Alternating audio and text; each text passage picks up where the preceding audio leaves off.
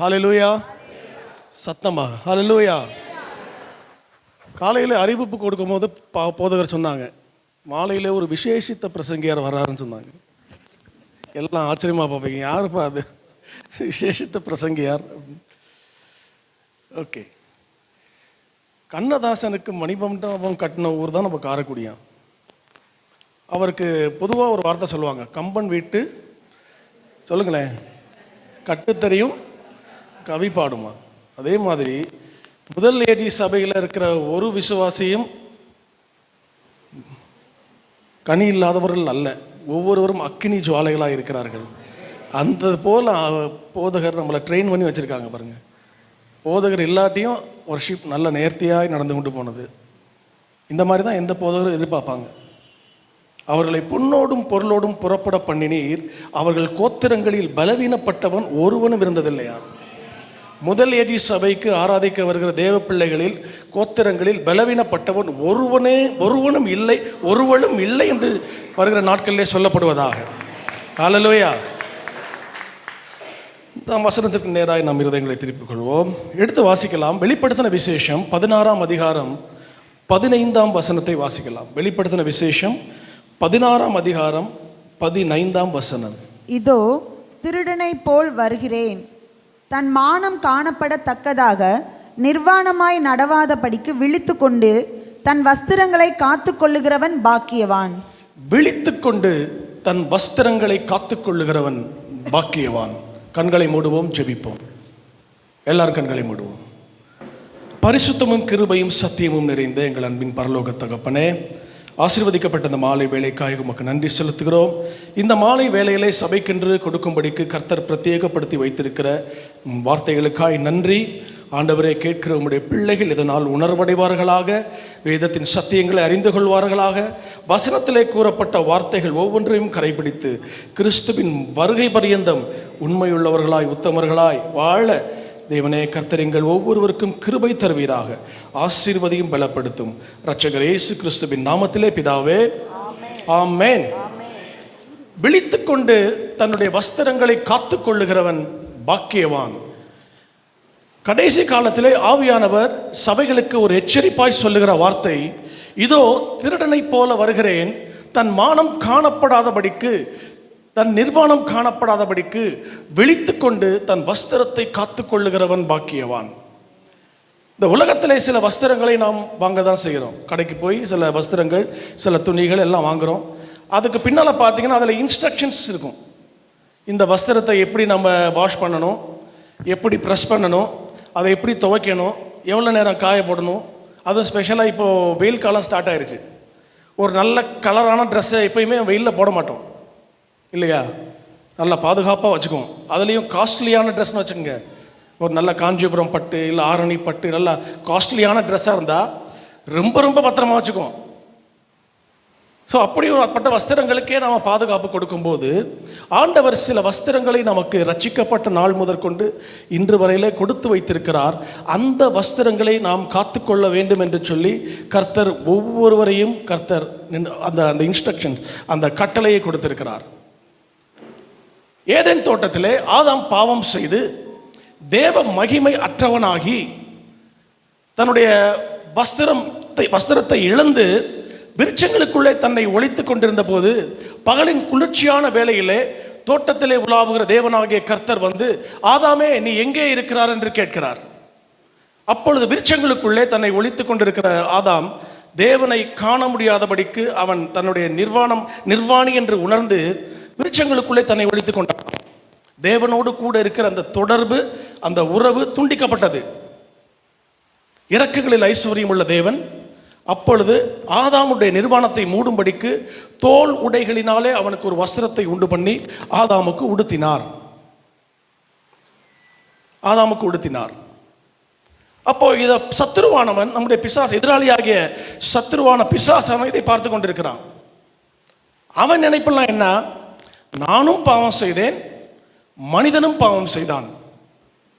நான் பாவம் செய்த போது தண்டிக்கப்பட்டேன், ஆனால் மனுஷன் பாவம் செய்யும் போது அவன் பாவத்தை மூடுவதற்கு ஒரு வஸ்திரத்தை கொடுத்து அவன் பாவங்களை மூடி இருக்கிறாரே. அப்போ கோபம் எல்லாம் யார் மேல திரும்புது? மனுஷன் மேலே தான் திரும்புது. ஆனால் கர்த்தர் எப்படி நம்மை கைவிடுவார்? அவருடைய சாயலின்படி உருவாக்கப்பட்ட பிள்ளைகள் அல்லவா நாம, எப்படி விட்டு விடுவார்? மீண்டுமாய் ஒரு சான்ஸ். அந்த வஸ்திரத்தை மூடி நம்மை அவர்களுக்கு முன்பதாக நீதிமானாய் மாற்றும்படிக்கு அவர் தன்னுடைய வஸ்திரத்தையே நமக்கு கொடுத்தாராம். ஹல்லேலூயா. ஒரு வசனத்தை வாசிச்சாதான் அதோட வேல்யூ நமக்கு புரியும். எசேக்கியேல் 16ஆம் அதிகாரத்தை திருப்பிக் கொள்ளுங்கள். எசேக்கியேல் 16ஐ திருப்பிக் கொள்ளுங்கள். நல்ல ஒவ்வொரு வார்த்தையாக வாசிக்கணும். அப்போ தான் அதோடைய ஆழம் புரியும். எப்படிப்பட்ட ஒரு ரட்சிப்பை கர்த்தர் உங்களுக்கும் எனக்கும் தந்திருக்கிறார் என்பது புரியும். 16:4 வசனம் முதல் வாசிங்க. எசேக்கியேல் 16:4 துவங்கி. உன் பிறப்பின் வர்த்தமானம் என்னவென்றால், நீ பிறந்த நாளிலே உன் தொப்புள் அறுக்கப்படவும் இல்லை, நீ சுத்தமாவதற்கு தண்ணீரினால் குளிப்பாட்டப்படவும் இல்லை, உப்பால் சுத்திகரிக்கப்படவும் இல்லை, துணிகளில் சுற்றப்படவும் இல்லை. உனக்காக பரிதபித்து இவைகளில் ஒன்றையாகிலும் உனக்கு செய்ய ஒரு கண்ணும் உன் பேரில் இரக்கமாயிருந்ததுமில்லை. நீ பிறந்த நாளில் நீ அருவருக்கப்பட்டதினால் வெளியில் எறிந்துவிடப்பட்டாய். நான் உன் அருகே கடந்து போகும்போது மிதிக்கப்படுவதற்கு ஏதுவாய் நீ உன் இரத்தத்தில் கிடக்கிறதை கண்டு, உன் இரத்தத்தில் கிடக்கிற உன்னை பார்த்து பிழைத்திரு என்றேன். ஆம், உன் இரத்தத்தில் கிடக்கிற உன்னை பார்த்து பிழைத்திரு என்று சொன்னேன். உன்னை வயலின் பயிரை போல் அநேகமாயிரமாய் பெருகும்படி வைத்தேன். தேங்க்யூ. போதும் சிஸ்டர். உன் பிறப்பின் வர்த்தமானமாவது, நீ பிறந்த நாளிலே உன் தொப்புள் கொடி அறுக்கப்படுவதற்கு முன்பதாகவே நீ அருவருக்கப்பட்டாய், வெளியிலே எரிந்து விடப்பட்டாய். உன் பேரில் ஒரு கண்ணும் இரக்கமா இருந்ததில்லை. உன்னன் போட்டுக்க இடத்துலலாம் என்னன்னு வாசிங்க. பாவம் செய்து தேவனுடைய மகிமை இழந்த மனிதனுடைய வாழ்க்கை இப்படிதான் இருந்தது. முதல்ல இயேசு கிறிஸ்துவை சொந்த இரட்சகராக ஏற்றுக்கொள்வதற்கு முன்பதாக நம்முடைய வாழ்க்கை இதே போலதான் இருந்தது.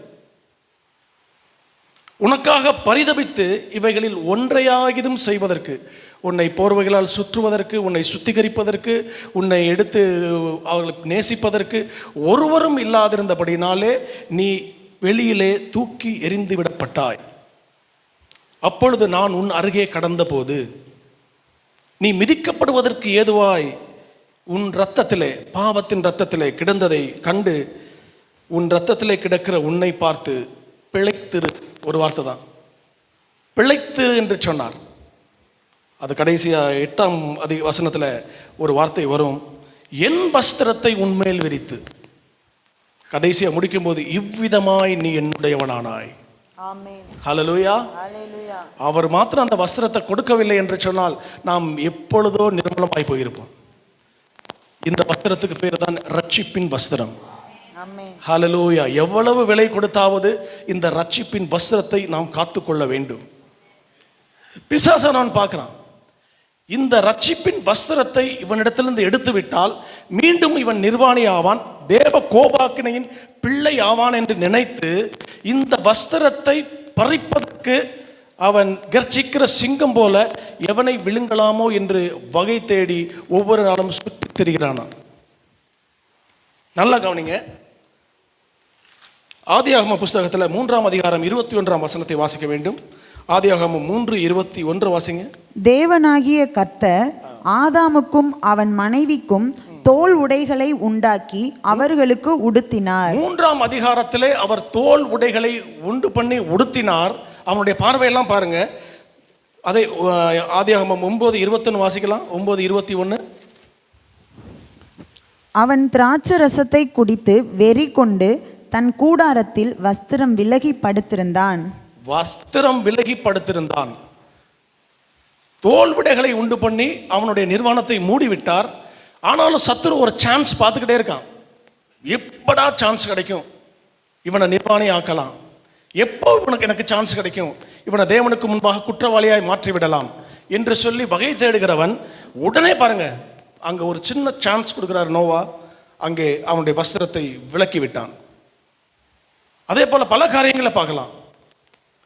எருசலேமில் இருந்து எரிகோவுக்கு ஒரு மனிதன் பிரயாணமாய் போகும்போது கள்ளர் கையில் அகப்பட்டான். அந்த வசனம், அந்த கதையை நம்மளாம் வாசிச்சிருக்கோம் இல்லையா? அவர்கள் அவனை அடித்து போட்டுவிட்டு அவனிடத்தில் இருந்த வெள்ளியையோ பொன்னையோ எடுத்துக்கொண்டு போகவில்லை, அவனுடைய வஸ்திரத்தை தான் முதல் எடுத்தாங்க. அந்த வஸ்திரத்தோட இம்பார்ட்டன்ஸ் சத்துருவுக்கு நல்லாவே தெரியும். சூனேமித்தியால் உன்னத பாட்டுகளிலே கர்த்தரானவர் நேசர் கதவை தட்டும்போது கதவை திறக்கவில்லை. வஸ்திரத்தை கலட்டி வைத்து விட்டேன், இப்பொழுது எப்படி கதவை திறப்பேன் என்று சொல்லி தாமதித்து கொண்டிருந்தால், பின்பு அவங்க ஓன் டைம்ல எந்திரிச்சு கதவை திறக்கும் போது அங்கே நேசர் இல்லை, அவர் போய்விட்டார். அப்பொழுது நகரத்தில் திரிகிற காவலாளர்கள் அவளை பிடித்து அடிச்சு உதைச்சு வஸ்திரங்களை எல்லாம் எடுத்துக்கொண்டார்கள். யோசேப்பினுடைய வஸ்திரத்தை சகோதரர்கள் எடுத்துக்கொண்டார்கள். அதே போல யோசேப்பினுடைய வஸ்திரம் போத்திபாவின் மனைவி அவள் பறித்து கொள்ள நினைத்தாள். நம் ஆண்டவராக இயேசு கிறிஸ்துவின் வஸ்திரமும் கல்வாரி சிலுவையிலே உங்களுக்காகவும் எனக்காகவும் பறிக்கப்பட்டது. அதனாலே முதலாவது காரியம், ரட்சிக்கப்பட்ட நாளிலே முதலாவது பிரதானமாக நமக்கு கொடுக்கப்பட்ட வஸ்திரம் இந்த ரட்சிப்பின் வஸ்திரம். எந்த கிரையும் செலுத்தியாவது இந்த வஸ்திரத்தை நாம் காத்துக்கொள்ள வேண்டும். ஹல்லேலூயா. சத்தத்தை காணுங்க. ஹல்லேலூயா. இப்போ மறுபடியும் அந்த வசனத்தை வாசிங்க. வெளிப்படுத்தின விசேஷம் 16ஆம் அதிகாரம் 15ஆம் வசனம். இதோ திருடனை போல் வருகிறேன், தன் மானம் காணப்படத்தக்கதாக நிர்வாணமாய் நடவாதபடிக்கு விழித்து கொண்டு தன் வஸ்திரங்களை காத்து கொள்ளுகிறவன் பாக்கியவான். அதிலே தன் வஸ்திரம்னு போட்டிருக்கா இல்ல வஸ்திரங்களைன்னு போட்டிருக்கா? வஸ்திரங்களை. வஸ்திரங்களை என்று சொன்னால் ஒரு வஸ்திரம் அல்ல, பல வஸ்திரங்கள். பல வஸ்திரங்கள், ரட்சிப்பின் வஸ்திரங்களும் பல இருக்கு. தன் வஸ்திரங்களை காத்துக்கொள்ளுகிறவன் பாக்கியவான். ஸோ இப்போ எப்படி எந்தெந்த வஸ்திரங்களை காத்துக்கொள்ள வேண்டும் என்று சொல்லி தான் நாம் இப்போ தியானிக்க போகிறோம். இப்போ தான் செய்திக்குள்ளே போகிறோம். எந்தெந்த வஸ்திரங்களை காத்துக்கொள்ள வேண்டும்? யார் நம்மளுடைய ரோல் மாடல்? யார் நம்முடைய பெஞ்ச் மார்க்? ஆண்டவராக இயேசு கிறிஸ்து ஒருவர் தானே. மத்தேயு 11ஆம் அதிகாரம் 29 சொல்லப்பட்டிருக்கிறது, நான் சாந்தமும் மனத்தாழ்மையுமாய் இருக்கிறேன், என் நுகத்தை உங்கள் மேல் ஏற்றுக்கொண்டு என்னிடத்தில் கற்றுக்கொள்ளுங்கள். என்னிடத்தில் கற்றுக்கொள்ளுங்கள்னு சொல்றார். அவரிடத்தில் கற்றுக்கொள்ள போகிறோம். அவர் என்னென்ன காரியங்களை உடுத்த சொல்லுகிறார், எந்தெந்த வஸ்திரங்களை எல்லாம் அவர் உடுத்தினார், அதே போல அவர் நமக்கு அவருடைய அடிச்சுவடுகளை பின்பற்றி வரும்படியான. அடுத்து, நீங்கள் வேதத்தை ஒரு காலம் வாசிக்கவில்லையோ, அவருடைய மாதிரியை வைத்து போயிருக்கிறார். ஹல்லேலூயா. பாஸ்டர் சொல்லுவாங்கல்ல, ஒரு மாதிரி இருக்கக்கூடாது, மாதிரி மாடல், ரோல் மாடல், ஒரு மாதிரியை வைத்து போயிருக்கிறார். சரி, ரைட். ஒரு 5 வஸ்திரங்களை குறித்து நாம் தியானிப்போம். இயேசு கிறிஸ்து உடுத்திய 5 வஸ்திரங்களை குறித்து நாம் ஒவ்வொன்றாய் நாம் தியானிப்போம். நேரத்தில் முடிக்கணும். இது வேறொரு சபையில் பிரசங்கம் பண்ணும்போது கரெக்டாக 1.5 மணி நேரம் பிரசங்கம். யாரும் தண்ணிக்கு குடிக்க கூட எழுந்திரிச்சு போகலை. அதை நான் அவ்வளோ நேரம் எடுக்க மாட்டேன், ஷார்ட்டாக முடிச்சிடுவேன். சரியா, குறிப்பிட்ட நேரத்திற்குள்ளே முடித்து அனுப்பி விடுவேன். முதலாவது வாசிக்கலாம். லூக்கா 2ஆம் அதிகாரம் 7ஆம் வசனத்தை திருப்பிக் கொள்ளுங்கள். லூக்கா 2ஆம் அதிகாரம் 7ஆம் வசனம். அவள் தன் முதற் பேரான குமாரனை பெற்று சத்திரத்திலே அவர்களுக்கு இடமில்லாதிருந்தபடியினால் பிள்ளையை துணிகளில் சுற்றி முன்னணையிலே கிடத்தினாள். பிள்ளையை துணிகளில் சுற்றி முன் அணையிலே கிடத்தினாள். இது முதலாவது வஸ்திரம். இது தாழ்மையின் வஸ்திரம். வானத்தையும் பூமியும் உண்டாக்கின சர்வ வல்லமையுள்ள ஆண்டவர் தன்னுடைய மகிமையெல்லாம் விட்டுவிட்டு ராஜ வஸ்திரம் தரித்தவராய் வரவேண்டிய தேவன் எல்லாவற்றையும் விட்டுவிட்டு பிதாவினுடைய வலது பாரசத்தில் இருப்பதை கொள்ளையாடின பொருளாய் எண்ணாமல் தம்மை தாம் வெறுமையாக்கி அடிமையும் ரூபம் எடுத்து மனுஷ சாயலாய் மாறி ஒரு கந்தையின் துணியிலே சுற்றப்பட்டு அவர் முன்னணையிலே கிடத்தப்பட்டவராய் உங்களுக்காகவும் எனக்காகவும் இந்த பூமியிலே வந்தார். ஹல்லேலூயா. ஒரு வீட்டுக்கு ஏதாவது உங்களுக்கு ஒரு இன்விடேஷன் வைக்கிறாங்க, ஒரு கிஃப்ட் எடுத்துகிட்டு போவீங்க. சில பேர் கவரில் வச்சு பணத்தை கொடுத்துட்றாங்க, அது வேற. சில பேர் கிஃப்ட் எடுத்துகிட்டு போவாங்க. எப்படி அந்த கிஃப்ட்டை நீங்கள் ரேப் பண்ணுவீங்க? ஒரு சாதாரணமாக அங்கே போனோடனே கிழிச்சு போட தான் போகிறோம் அந்த கிஃப்ட்டை, இல்லையா? பட் அதற்கு முன்னாலே நீங்கள் கடையில் போய் நல்ல பெஸ்ட் பேப்பராக, நல்ல பேப்பராக பார்த்து அதில் சுற்றி, அதில் பேர் எழுதி, அதில் மேலே டிசைனிங்லாம் பண்ணி கொடுப்பீங்க, இல்லையா? அது வெளிப்பிரகாரமாக பார்த்தீங்கன்னா பயங்கர அலங்காரமாக இருக்கும். உள்ளே பார்த்தா கிஃப்ட் எப்படி இருக்குன்னு தெரியாது. ஆனால் இங்கே ஒரு கந்தைகளிலே சுற்றப்பட்டு, இட்ஸ் அ கிஃப்ட். ஒரு கந்தை துணிகளிலே சுற்றப்பட்டு மனித குல பாவத்தை மீட்கும்படியான ஒரு மிகப்பெரிய கிஃப்ட் அந்த கந்தை துணிகளிலே பொதிந்து நம்முடைய கரங்களிலே கொடுக்கப்பட்டது. நமக்கு ஒரு பாலகன் பிறந்தார், நமக்கு ஒரு குமாரன் கொடுக்கப்பட்டார். உங்களுடைய பாவங்களுக்காக, என்னுடைய பாவங்களுக்காக அவர் கொடுக்கப்பட்டார். அப்போஸ்தலனாகிய பவுல் சொல்லும்போது அதான் சொல்றார், இந்த விலையேறப்பட்ட பொக்கிஷத்தை நாங்கள் மண் பாண்டங்களிலே பெற்றிருக்கிறோம். வெளியில் பார்க்கும்போது ரொம்ப ஒரு நல்ல பார்வைக்கு நல்லா இருக்காது. மண் பாண்டம் பார்த்தீங்கன்னா, விலையேறப்பெற்ற பாத்திரங்கள் இருக்கும்போது மண் பாண்டத்தை அற்பமாக தான் பார்ப்போம். கந்தை துணி பார்த்தாலே கொஞ்சம் அற்பமாக தான் பார்ப்போம். சிலுவை பற்றிய செய்தியும் அதே போல தான். சிலுவை பற்றிய செய்தி கெட்டு போகிறவர்களுக்கு பைத்தியமாக இருக்கிறதா, ஒன்றுமே புரியாது. ரட்சிக்கப்படுகிற நமக்கோ அது தேவ பலனாக இருக்கிறது. ஹல்லேலூயா. அங்கே ஒரு காரியம் குறிப்பாய் சொல்லப்பட்டிருக்கிறது. அது லூக்கா 2:4 வாசிங்க. அப்பொழுது யோசேப்பும் தான் தாவீதின் வம்சத்தானும் குடும்பத்தானுமாய் இருந்தபடியினாலே. போதும். தாவீதின் வம்சத்தான். தாவீது பெத்லஹேமியன். 5ஆம் வசனத்தை, தாவீது பெத்லஹேமியன் ஆகிய தாவீது இஸ்ரவேலை ஆண்ட ராஜாவா இருந்தார். அந்த வம்சத்திலே வந்த யோசேப்பு. பெத்லஹேமே அவருடைய சொந்த ஊர் தான். அந்த சொந்த ஊரிலே அவர்களுக்கு இடமில்லை. சத்திரத்தில் இடமில்லாதபடினாலே பிள்ளையை துணிகளிலே சுற்றி முன்னடலே கிடத்தினார்கள். அவர் தமக்கு சொந்தமானதிலே வந்தார், சொந்தமானவர்களோ அவரை ஏற்றுக்கொள்ளவில்லை. எவ்வளவு தாழ்மையாக இருக்காரு பாருங்க. ஒரு வசனத்தை வாசிச்சாதான் அதோட அர்த்தம் புரியும். ஆவியில் நிறைந்து ஆவியோடு வாசிக்கும் போது அந்த வசனத்தோட அர்த்தம் புரியும் பாருங்க. லூக்கா 6:17 வாசிங்க. லூக்கா 6:17. பின்பு அவர் அவர்களுடனே கூட இறங்கி சமனான ஒரு இடத்திலே நின்றார். அவ்வளவுதான், போதும். பின்பு அவர் அவர்களுடனே கூட இறங்கி சமனான ஒரு இடத்திலே நின்றார். மேலே வானத்தையும் பூமியும் சிங்காசனத்தையும் ஆளுகிறவர், வார்த்தையினாலே சர்வ உலகத்தையும் உண்டாக்கினவர், அவ்வளவு வல்லமையுள்ள தேவன் நம்மோடு கூட சமமாய் நிற்கும்படி நம்முடைய லெவலுக்கு இறங்கி வந்து சமனான ஒரு இடத்துல நமக்காய் நின்றார். ஹல்லேலூயா. இந்த உலகம் நம்மளை அப்படி சமமாக நடத்துமா? ஸ்டேட்டஸ், உங்களுடைய பணம், புகழ், உங்களுக்கு எவ்வளவு செல்வாக்கு இருக்குது, இதை வச்சு தான் ஸ்டேட்டஸ் டிசைட் பண்ணுவான். இந்த காலத்தில் பார்த்துருக்கேன், பத்திரிக்கை அடிக்கிறத கூட 2-3 பத்திரிக்கை அடிப்பான். ஒன்றுமே இல்லாதவங்களுக்கெல்லாம் ஒரு பத்திரிக்கை சிம்பிளாக கொடுப்பாங்க. விஐபின்னு வச்சுங்க, அதுக்கு ஸ்பெஷலாக பயங்கர பிரம்மாண்டமாக இருக்கும். எங்கே யாராவது உட்கார வச்சா கூட அவங்களுக்கு ஃப்ரண்ட் சீட்டு தான்.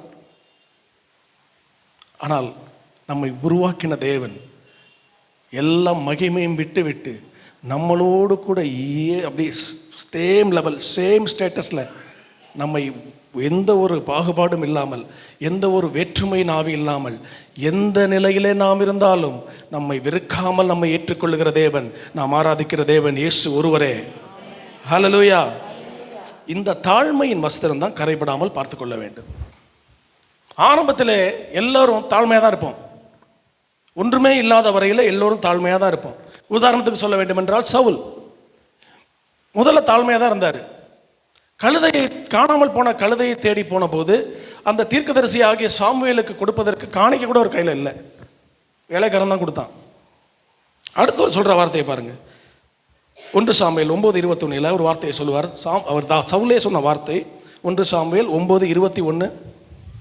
அப்பொழுது சவுல் பிரதியுத்தரமாக, நான் இஸ்ரவேல் கோத்திரங்களிலே சிறியதான பென்யமீன் கோத்திரத்தான் அல்லவா? பென்யமீன் கோத்திரத்து குடும்பங்களிலெல்லாம் என் குடும்பம் அற்பமானது அல்லவா? நீர் இப்படிப்பட்ட வார்த்தையை என்னிடத்தில் சொல்வானேன் என்றான். தாழ்மையை பாருங்க. பென்யமீன் கோத்திரத்தில் எல்லாரும் என் கோத்திரங்கள் மிகவும் சிறியது, அது என் கோத்திரத்திலே என்னுடைய குடும்பம் மிகவும் அற்பமானது. இப்படிதான் இருந்துச்சு அவனுடைய துவக்கம். அடுத்தது, இந்த பேலியாளின் மகனா நம்மை ரட்சிக்க போகிறான் என்று சொல்லி சிலர் அவனை பரிகாசம் செய்த போது சவுல் காது கேளாதவனை போல இருந்தானா. யார் என்ன சொன்னாலும் அதை கண்டுக்கிறவே இல்லை, சைலண்டாக இருந்தார். பிற்பாடு அம்மோன் புத்திரர்களோட ஒரு யுத்தம் வருது. யுத்தம் வரும்போது எல்லாரையும் சவுல் முதல் வெற்றியை அவர் எடுக்கிறார்.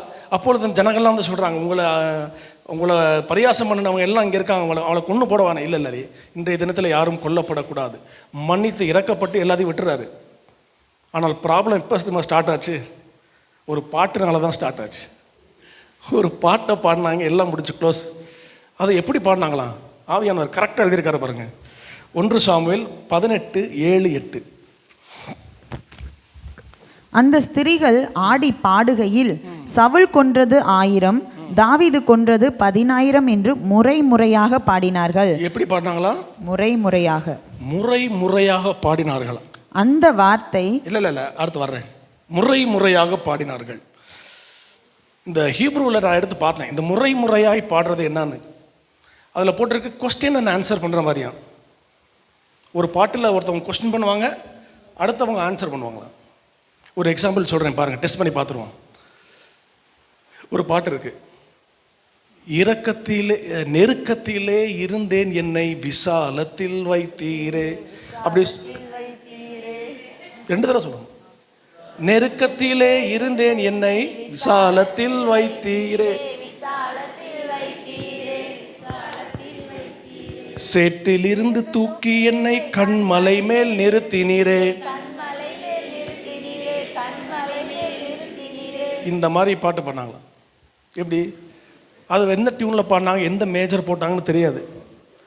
சவுல் கொன்றது 1000, தாவீது கொன்னது 10000 அழுத்தினாங்க. இப்படி சொன்னால் யாருக்கு தான் டென்ஷன் ஆகுது? மனுஷன் டென்ஷன் ஆகிட்டார். சும்மா பாட்டு பாடாமல் அதுக்கு பாருங்க, முறையாய் பாடினாலும் முறையாய் பாடினோன்னா அவனுக்கு நுர தள்ளிருச்சு. அந்த வார்த்தை சவுலுக்கு விசனமாக இருந்தது. இப்ரேய வார்த்தையில் கர்ரா அப்படின்னு போட்டிருக்கு. கர்ரா அப்படின்னு சொன்னால் to burn, to be hot, சூடாயிருச்சு மண்டை. அப்போ ஆரம்பத்தில் காணாம போன கழுதையை தேடி போனவன் இப்போ தாவீதை தேடி போக ஆரம்பிச்சிட்டார். ஈட்டியை தூக்கிட்டார் கையில். 1 சாமுவேல், அதுக்கப்புறம் நடந்த காரியத்தை பாருங்க. 1 சாமுவேல் 18:9 வாசிங்க. அந்நாள் முதற்கொண்டு சவுல் தாவீதை காய்மகாரமாய் பார்த்தான். காய்மகாரமாய் பார்த்தானா சந்தேகத்தோடயே பார்க்கறது. இது எப்பயாவது வந்து என் சிங்காசனத்தை பறிச்சிருவானா, எப்போ இவன் வந்து எனக்கு விரோதமாக ஒரு கூட்டத்தை எழுப்புவான் அப்படின்னு ஒரு சந்தேக பார்வையோட இவன் எப்படா சான்ஸ் கிடைக்கணும் அவனை போட்டு தள்ளுறதுக்கு பார்த்துட்டே இருந்தார் அவர். அதுக்கு அடுத்த வசனம் வாசிக்க, 10ஆம் வசனம். மறுநாளிலே தேவனால் விடப்பட்ட பொல்லாத ஆவி, தேவனால் விடப்பட்ட பொல்லாத ஆவி சவுலின் மேல் இறங்கிற்று. மறுநாளிலே, அன்னைக்கே இல்லை, மறுநாள். ஏன் மறுநாள்? அந்த ஒரு இரவு அவன் தேவனோடு கூட ஒப்புரவாகும்படிக்கு கர்த்தர் அவனுக்கு வாய்ப்பு கொடுக்கிறாரு. சூரியன் அஸ்தமிப்பதற்கு முன்பதாக இதுக்காக தான் சொல்றது. இப்போ அஸ்தமிக்கிறதுக்கு முன்னால உங்க கோபம் தனியில்லைன்னா என்ன வருமா? நான் சொல்லலை, நீங்க தான் சொல்லிருக்கீங்க. நான் சொல்லலை. பொல்லாத ஆவி சவுலின் மேல் இறங்கினது. பெருமையுள்ளவர்களுக்கு தேவன் என்றென்றைக்கும் எதிர்த்து நிற்கிறார். நான் கட்டின மகா பாபிலோன் அல்லவா என்று சொல்லி நேபுகாத்நேச்சார் சொன்னான் பாருங்க. சொன்ன மாத்திரத்தில் போய் புல்ல தின்று ராஜான்னு அனுப்பிச்சிட்டார் ஆண்டவர். கொஞ்ச நாள் போய் புல்ல தின்னுட்டு வா. ஏரோது ராஜவஸ்திரம் தரித்து கொண்டு பிரசங்க பீடத்தில் ஏறி தேவனுக்கு மகிமையை செலுத்தாமல் அவன் தனக்குத்தானே மகிமையை செலுத்தபடினாலே ஒரு தூதன் அவனை வந்து அடித்தான். உசியா ராஜா அவன் புழுது செத்தான். எஸ், அந்த வார்த்தையை சொல்ல விரும்பல, அதனால உசியா ராஜா அதை இதை கண்டிப்பாக வாசிக்கணும். உசியா ராஜா வெள்ளாமை பிரியன். 2 நாளாகமம் 26:15-16. ஆரம்பத்தில் நல்லா தான் இருந்தார். அவருக்கு ஒன்று பெருக 15-16 வாசிங்க சிஸ்டர். கோபுரங்கள் மேலும் அலங்க கோடிகள் மேலும் நின்று அம்புகளையும் பெரிய கற்களையும் பிரயோகிக்கிறதற்கு நிபுணரான தொழிலாளிகள் கற்பித்த எந்திரங்களையும். இது எந்திரங்கள்னா நீங்க வந்தாலும் பைபிள் ஸ்டடி பண்றவங்க நல்லா கேளுங்க, அது திருப்பி வாசிங்க. அதை தொழிலாளிகள் கற்பித்த எந்திரங்களையும் அவன் எருசலேமில் உண்டாக்கினான். அப்படியே அவன் கீர்த்தி வெகு தூரம் பரம்பிற்று. அதாவது இந்த கேனன்னு சொல்றோம்ல, பீரங்கி, அதை கண்டுபிடிச்சது இவர் தான். இந்த கல்லை எடுத்து அடிக்கிறது வேற எங்கேயும் யாரும் இல்லை, நம்ம பைபிள்ல இருந்தா. எல்லா இன்வென்ஷனும் பைபிள்ல இருந்தா வந்திருக்கு. ஓகே, அடுத்து. அவன் பலப்படும் மட்டும் ஆச்சரியமாய் அவனுக்கு அனுகூலம் உண்டாயிற்று. அவன் பலப்பட்ட போது தனக்கு கேடு உண்டாகும் மட்டும் அவனுடைய மனம் மேட்டிமையாகி தன் தேவனாகிய கர்த்தருக்கு விரோதமாக மீறுதல் செய்து தூப பீடத்தின் மேல் தூபம் காட்ட கர்த்தருடைய ஆலயத்திற்குள் பிரவேசித்தான். மனமேட்டிமையாகி, ஒரு உயர்வு வந்ததும் மனமேட்டிமையாகுது. எசேக்கியா ராஜா வியாதிப்பட்ட போது கர்த்தரை நோக்கி கதறி அழுகிறான். கர்த்தர் அவனுக்கு இறங்கி ஏசாயா தீர்க்கதரிசியை கொண்டு அவருடைய ஆயுசு நாட்களை 15 வருஷம் கூட்டி கொடுக்கிறாரு. ஆனால் பிந்தைய நாட்களிலே எசேக்கியா தனக்கு செய்யப்பட்ட உபகாரத்திற்கு தக்கதாய் நடந்து கொள்ளாமல் மனமேட்டிமை ஆனான் என்று வேதத்தில் வாசிக்கிறோம். தாழ்மையின் சிந்தையை தரித்துக் கொள்ள வேண்டியது மிகவும் மிகவும் அவசியமாயிருக்கிறது. நம்முடைய தாழ்மையில் நம்மை நினைத்தவரை துதியுங்கள், அவர் கிருபை என்றும் உள்ளது. இந்த தாழ்மையின் வஸ்திரத்தை நாம் இழந்துவிட்டு நாம் மேலான ஆசீர்வாதங்களை நாம் ஒருபோதும் பெற்றுக்கொள்ள முடியாது என்பதை சபை அறிந்து கொள்ளட்டும். ஹல்லேலூயா. இரண்டாவது வஸ்திரத்தை பார்க்கலாம். இரண்டாவது வஸ்திரம், நேரம் ஓடிக்கொண்டிருக்கிறது. யோவான் 13ஆம் அதிகாரம் 4-5 வசனங்களை வாசிக்க வேண்டும். யோவான் 13:4-5. போஜனத்தை விட்டு எழுந்து வஸ்திரங்களை கழற்றி வைத்து ஒரு சீலையை எடுத்து அறையிலே கட்டிக்கொண்டு பின்பு பாத்திரத்தில் தண்ணீர் வார்த்து சீஷருடைய கால்களை கழுவவும் தாம் கட்டிக்கொண்டிருந்த சீலையினால் துடைக்கவும் தொடங்கினார். The highest form of submission, உச்சக்கட்ட தாழ்மை. 1000 தூதர்கள் அவர்களை பரிசுத்தர் பரிசுத்தர் பரிசுத்தர் என்று அவரை அனுதினமும் ஒவ்வொரு நிமிஷமும் போற்றி துதித்து கொண்டிருக்கையிலே அவர் எல்லாவற்றையும் விட்டுவிட்டு அற்பரும் பாவிகளும் துரோகிகளுமாயிருந்த நம்முடைய பாதங்களை, சீஷருடைய பாதங்களை துடைக்க, இந்த இடுப்பில் ஒரு வேலைக்காரன் போல இந்த இடுப்பில் அந்த துணியை அறையை கட்டி கொண்டு அவர் பாதங்களை துடைக்க தொடங்கினார். இது சேவையின் வஸ்திரம் அல்லது பணிவிடையின் வஸ்திரம். கிறிஸ்துவுக்கு ஊழியம் செய்கிற தேவ பிள்ளைகள் இந்த பணிவிடையின் வஸ்திரத்தை அவசியம் அணிய வேண்டும். அவர் நினைச்சான்னா போதும், ஒரு வார்த்தை சொன்னா போதும், அத்தனை லேகியோன்கள் வந்து பரமபிதா அனுப்பி கொடுக்க வல்லவராக இருக்கிறார். அவரே சொல்றாரு பாருங்க, லூக்கா 22ஆம் அதிகாரம் 27ஆம் வசனம், அதிலே சொல்லப்பட்டிருக்கிறது, நான் உங்கள் நடுவிலே. பந்தி இருக்கிறவனோ பணிவிடை செய்கிறவனோ எவன் பெரியவன்? பந்தி இருக்கிறவன் அல்லவா? அப்படி இருந்தும் நான் உங்கள் நடுவிலே பணிவிடைக்காரனை போல் இருக்கிறேன். நான் உங்கள் நடுவிலே பணிவிடைக்காரனை போல இருக்கிறேன். நம்ம லெவலுக்கு இறங்கி வந்தாருன்னு சொன்னல, இறங்கி வந்து ஒரு ராஜாவாக அல்லது அதிகாரம் செலுத்துறவராக வரவில்லை, பணிவிடைக்காரனை போல வந்தார். நமக்கு பணிவிடை செய்வதற்கு, அவருக்கு பணிவிடை செய்ய சர்வ சிருஷ்டியும் சர்வ சேனையும் ஆயத்தமாயிருக்கிறது. நமக்கு பணிவிடை செய்ய இறங்கி வந்தார் பாருங்க. இப்படிப்பட்ட தெய்வத்தை வேறு எங்கே நாம் பார்க்க முடியும்? ஹல்லேலூயா. ஒரு 10 சீஷர் இருந்தாலே போதும், 10 டிசைபிள்ஸ் இருந்தாலே போதும், நல்லா உட்கார வச்சு பாத பூஜை செய்ய காலை கழுவி விடுற உலகத்தில் நம்ம வாழ்ந்து கொண்டிருக்கிறோம். மத்தேயு 26:53 சொல்லுகிறார், நான் என் பிதாவை வேண்டிக் கொண்டால் 12 லேகியோனுக்கு அதிகமான தூதரை என்னிடத்தில் அனுப்ப மாட்டார் என்று உங்களுக்கு தெரியுமா? ஒரு வேண்டுதல் செய்தால் போதும், 12 லேகியோனுக்கு அதிகமான லேகியோன்களை அவர் அனுப்பி எல்லா வேலையும் முடிச்சிட முடியும். நான் உட்காந்து கேல்குலேஷன் போட்டு பார்த்தேன், சரி என்னதான் வருது பார்ப்போம் அப்படின்னு. 12 லேகியோன் தான், நிறைய பேர் இருக்காங்க, கோடா கோடி தூதர்கள். ஒரு லேகியோன்னா எத்தனை பேர்? 6000 பேர். யார் 12,000 சொன்னது? ஒரு லேகியோன் 6000 பேர்கள். பாட்டை பாடினாலே தெரிஞ்சிடும். 6000 பேர்களை ஓட செய்தீரே, அந்த பாட்டை பாடினாலே ஆன்சர் அதிலே இருக்கு. ஒரு லேகியோன் 6000 பிசாசு. அவர் என்ன சொல்றார்? 12 லேகியோன். 6000 × 12 போடுங்க, எத்தனை வருது? 72,000 வருது. 1 ராஜாக்கள் 19:35 ஒரு தூதன் அசிரியருடைய பாளையத்திற்குள்ள போய் 1,85,000 பேரை அடிச்சு காலி பண்ணிட்டு வந்துட்டான். ஒரு தூதன் போய், அப்போ ஒரு தூதன் 1,85,000 பேரை அடிச்சு காலி பண்ணானா 72,000 தூதன், 72,000 தூதர்கள் எத்தனை பேர் அடிச்சு காலி பண்ணுவாங்க? கணக்கு போட்டு பாருங்க. பாஸ்டர் சொல்ற மாதிரி கால்குலேட்டர் கொஞ்சம் முழிக்கும். நான் போட்டு பார்த்தேன், எத்தனை பேர் தெரியுமா? 133,20,00,000. ஏங்கப்பா, அவர் ஒருத்தர் சொன்னதுக்கே இங்கே நீங்கள் உட்காந்துருக்கிற எல்லாரும் நம்ம ஜெபம் பண்ணீங்கன்னு வச்சுக்கோங்க, பரலோக சேனையே இறங்கி வந்துவிடும். ஹல்லேலூயா. ஆனாலும் ஆண்டவரை பாருங்க, தன்னுடைய சிருஷ்டி, தன்னுடைய பிள்ளைகள், குழந்தைகள் பாலகர் வாயிலே துதி உண்டாகும்படி விரும்புகிறவர். எத்தனையோ பிள்ளைங்க வந்து அப்பா அப்பா அப்பா அப்பான்னு சொல்லுங்க, கேட்க நல்லா இருக்கும். ஆனால் என் பிள்ளை வந்து அப்பான்னு சொல்லுது பார்த்தீங்களா? இந்த பாரு, அந்த குழந்தை என்ன அழகா பாட்டு பாடுது. ஆமாம், உண்மைதான். ஆனால் என்ன இருந்தாலும் சரி, ஏன் பிள்ளை பாடுற மாதிரி வருமா? உண்மைதானே? காக்கைக்கும் பொன் குஞ்சு தானே, அதை தான் எதிர்பார்க்குறாரு. பிள்ளைகள் அதை செய்யணும்னு ஆசைப்படுறாரு. பிள்ளைகள் அதை செய்யணும். என்னுடைய சாயலின்படி சிருஷ்டிக்கப்பட்ட ஒவ்வொரு பிள்ளையும் சாத்தானை ஜெயிக்க வேண்டும் என்று சொல்லி தான் அவர் சித்தமுள்ளவராக இருக்கிறார். ஹல்லேலூயா.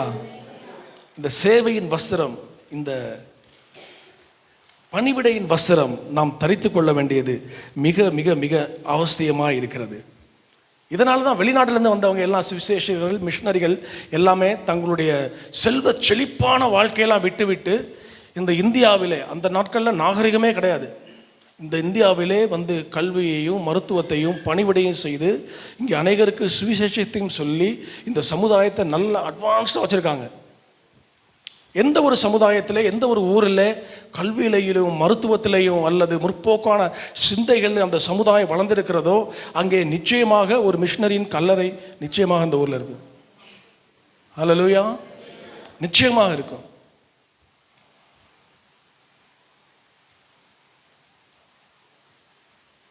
வேலை செய்கிறவர்களுக்கு பணிவிடை செய்தால் கூலி இருக்குது தெரியுமா?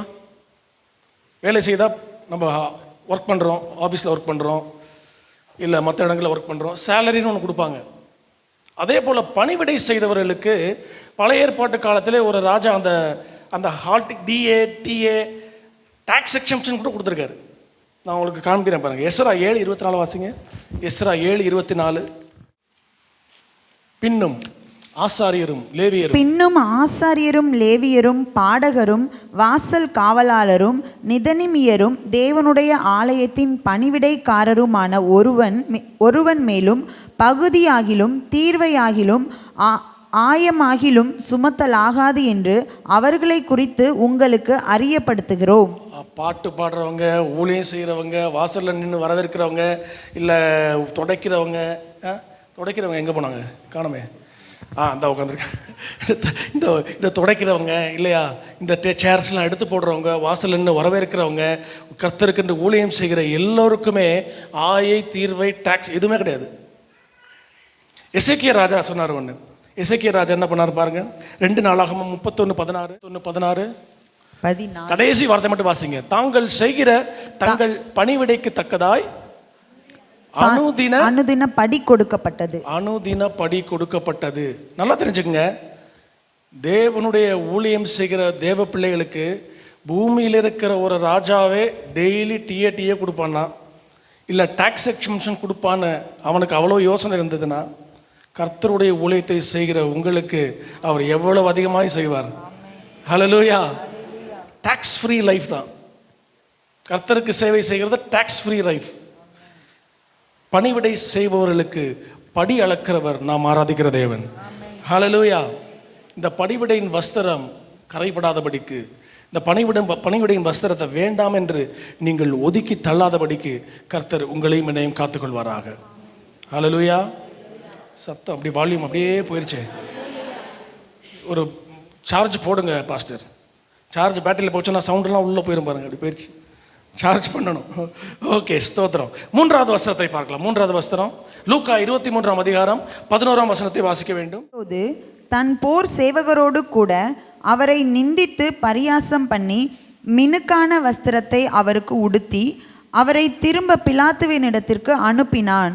மினுக்கான வஸ்திரம். இப்போ நம்ம சர்ச்லேயே உட்காந்துருக்கோம்.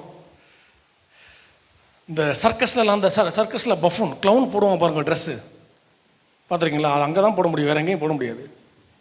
அப்படி ஒரு ட்ரெஸ்ஸை போட்டுட்டு, இல்லை வெளியில் டான்ஸ் ஆடுறவங்க நல்லா சிக்குன்னு போட்டிருப்பாங்க சட்டை, அதை போட்டுக்கிட்டு ஒருத்தர் வந்து நம்ம பக்கத்தில் உட்காந்தாருன்னா என்ன அருமையாக இருக்குன்னு சொல்லுவோமா, இல்லை பார்த்து சிரிப்போமா? சொல்லுங்கள், சிரிப்போம். நாம் பார்க்கிற 3வது வஸ்திரம் நிந்தையின் வஸ்திரம். மினுக்கான வஸ்திரத்தை அவருக்கு உடுத்தி அவரை நிந்தித்தார்கள். நிந்தையின் வஸ்திரம். இந்த வஸ்திரத்தை அணிய ஒருவருக்கும் பிடிக்காது. ஏன்னா இந்த வஸ்திரத்தை அணிய வேண்டும் என்று சொன்னால் காது கேட்காம சிவடனாக இருக்கிறது மாத்திரம் இல்லை, வாய் பேசாத ஊமையாகவும் இருக்கணும். அப்படி இருந்தால் தான் இந்த வஸ்திரத்தை அணிய முடியும். நான் நல்லதானே செய்கிறேன், எல்லாருக்கும் நல்லா எல்லாருக்கும் உதவி பண்ணுறேன், நீதிமானாக வாழ்கிறேன். பின்ன ஏன் இந்த உலகம் என்னை வெறுக்குது? ஏன் இந்த உலகம் வெறுத்து தள்ளுது? முந்தின அப்போஸ்தலனாகிய பேதுரு எழுதுகிறார். 4 வாசிங்க. அந்த துன்மார்க்க உலையிலே அவர்களோடே கூட நீங்கள் விழாமல் இருக்கிறதினாலே அவர்கள் ஆச்சரியப்பட்டு உங்களை தூஷிக்கிறார்கள். ஏன் இந்த உலகம் தூஷிக்குது? ஏன் இந்த உலகம் உங்களை தூஷிக்கிறது என்று சொன்னால், அந்த துன்மார்க்க உலையிலே அவர்களோடு கூட நீங்களும் விழாதிருந்தபடினாலே. ஒரு காலத்தில் அவனோட சேர்ந்து ஃபர்ஸ்ட் ஷோ சினிமாவுக்கு போயிருப்போம், பாருக்கு போயிருப்பான், பப்புக்கு போயிருப்பான், உலகத்தோடு சில பாவமான காரியங்களில் அவனோட கூட சேர்ந்து போயிருப்பான். ரட்சிக்கப்பட்ட பிற்பாடு, அவன் மேலே ரட்சிப்பின் வஸ்திரம் விழுந்த பிற்பாடு, அவன் கிறிஸ்துவுக்குள்ளே புது சிருஷ்டியாய் மாறிவிட்ட பின்பு அந்த பாவத்தை செய்ய அவனால் முடியாது. நேற்று வரையில என் கூட வந்த ஃப்ரெண்டாக வந்தவன் இன்னைக்கு சர்ச்சு ப்ரேயர்னு போகிறானே அப்படின்னு சொல்லி அவனை பரியாசம் பண்ணுவாங்க. ஏன்னா இப்போ மாறிட்டான்ல. நேற்று வரைக்கும் என் கூட பாவம் செஞ்சுட்டு இருந்தான், இன்னைக்கு அவன் திருந்தி அவன் நீதிமானாய் ஆக்கப்பட்ட போது இந்த உலகம் அவனை பரியாசம் செய்யுது. சீமை என்ற ஒரு மனிதன், தாவீது தன் குமாரனாகிய அப்சலோமுக்கு விலகி அவன் வனாந்திரத்துக்கு போகும்போது அவன் கல் எடுத்து அடிக்கிறான் பாருங்க. கல் எடுத்து அடிக்கிறான். அடிச்சுட்டு பேலியான் மகனே தொலைந்து தூச்சணமான வார்த்தைகளை அவன் பேசிக்கொண்டு வருகிறான். தாவீது சைலண்டாக தான் போகிறாரு. அப்போ கூட அவன் படை தளபதி இருக்கான் பாருங்க, அபிசாய். அவன் சொல்கிறான் ஒரு வார்த்தை, இந்த செத்த நாய் என் ஆண்டவனை தூஷிக்கிறானே, பர்மிஷன் கொடுங்க, அவன் தலையை எடுத்துகிட்டு வந்துடுறேன்னு சொல்கிறான். அப்போ தாவீது சொல்வார், உனக்கும் எனக்கும் என்ன? சில நேரங்களில் நிந்தைக்கு நாம் ரெஸ்பான்ஸ் கொடுக்கவே கூடாது. நிந்தையான வார்த்தைகள் சொல்லப்பட தான் செய்யும், நிந்தையான பேச்சுகள் பேச தான் படும். நீங்கள் கிறிஸ்துவுக்குள்ளே நான் மரித்திருக்கிறேன் இல்லது கிறிஸ்துவுடனே கூட சிலுவையில் அறையப்பட்டிருக்கிறேன் என்று நீங்கள் சொல்வீர்கள் என்று சொன்னால், நீங்கள் உண்மையிலே அறையப்பட்டு கிறிஸ்துவுடனே கூட மரித்தீர்களா என்று சோதிக்கும்படிக்கு சில மனுஷங்க கையில் ஈட்டியை கொடுத்து அனுப்பிச்சி விடுவார் பாருங்க. அவன் குத்தி பார்ப்பான் அவங்கள, உண்மையிலே செத்துட்டானா அப்படின்னு. அப்படி குத்தும் போது, டேய் நான் யாருன்னு தெரியுமா, நான் மட்டும் இந்த பைபிளை தூக்கலைன்னா நினச்சிக்கோ, அப்பேன்னு பார்த்து பக்கத்தில் இருக்க செல்ஃபோன் ரிங்டோன் அடிக்கும் பாருங்க. ஃபாதர் பெர்க்மேன்ஸோட பாட்டு வரும் ரிங்டோனில். பொருட்கள் மேலே கண்ணு போச்சுன்னா போச்சம்மா அபிஷேகம், ஆட்கள் மேலே கண்ணு போச்சுன்னா அம்போதம் அபிஷேகம். அம்போதம் அதோட அபிஷேகம் போச்சு. சில மனிதர்களை நம் வாழ்க்கையில் அனுப்பி நாம் கிறிஸ்துவுக்குள்ளே உண்மையிலே மரித்திருக்கிறோமா என்று சோதிப்பாராம். கடந்த நாளில் ஒரு இன்டர்வியூ பார்த்தேன் டிவியில். அவர் யாருன்னு பார்த்தீங்கன்னா, இந்த கோல்டன் பீச்சில் ஒருத்தர் நிற்பார் வாசல் என்ட்ரன்ஸில். அப்படி ட்ரெஸ்ஸில் ராஜா மாதிரி ட்ரெஸ் போட்டு ஒரு கம்பை வச்சு நிற்பார். கிட்டத்தட்ட 40 வருஷமாக நிற்கிறாராம். பாருங்க, அவரை சிரிக்க வைக்கிறதுக்காக, அவரை ரியாக்ட் பண்ண வைக்கிறதுக்காக அங்கே வர்றவன் எல்லாம் பல மாதிரி அவரை டீஸ் பண்ணுவான், பயங்கரமாக கேலி பண்ணுவான், அவரை காயப்படுத்துகிற மாதிரி வார்த்தையை சொல்லுவான், அவரை வேதனைப்படுத்துகிற மாதிரி வார்த்தையை சொல்லுவான். ஆனால் எதுவுமே ரியாக்ஷன் இல்லாமல் அப்படியே சில போல நிற்பார் அவர். இயேசுவை அறியாத ஒரு மனுஷனே அப்படி நிற்க முடியும்னா, நீங்களும் நானும் அதற்கு மேலே ஒருபடி மேலேயே நம்ம நிற்கணும். ஹல்லேலூயா. இப்போ நீங்கள் உங்களே கேட்டு பாருங்கள், நம்ம எப்படி ரியாக்ட் பண்ணுறோம் ஒரு காரியத்துக்கும். ரியாக்ட் பண்ணுறோன்னு சொன்னால் இன்னும் உள்ளான மனுஷன் இன்னும் மரிக்கவில்லை, அவன் மரிக்க வேண்டும். அதுக்கு உதாரணம் தாவீது ஒரு உதாரணமாக சொல்லலாம். தாவீது எப்படி ரியாக்ட் பண்ணுறாரு பாருங்க. நிந்தை சொல்லப்பட்ட போது, நிந்தைகள் சொல்லப்பட்ட போது பிற்காலத்தில் சங்கீதம் 38 எடுத்துக்கொள்ளுங்க. சங்கீதம் 38 13, 14, 15 3 வசனத்தை நிறுத்தி நிதானமாக வாசிக்கலாம்.